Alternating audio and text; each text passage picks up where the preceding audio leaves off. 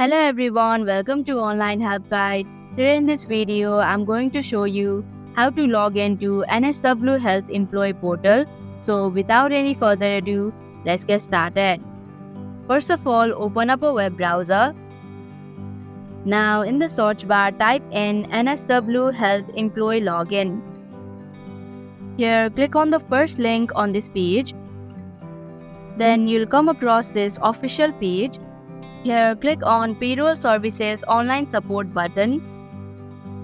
Then you'll come across this login portal.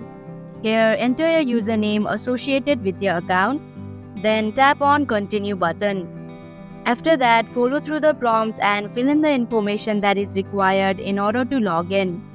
And that is how you can log into NSW Health Employee Portal. Thank you for watching Online Help Guide. Hope this video was helpful. If it was, then hit the like button and comment down if you have any questions or feedback. Also, if you are new to our channel, subscribe and hit the bell icon so that you don't miss our upcoming videos.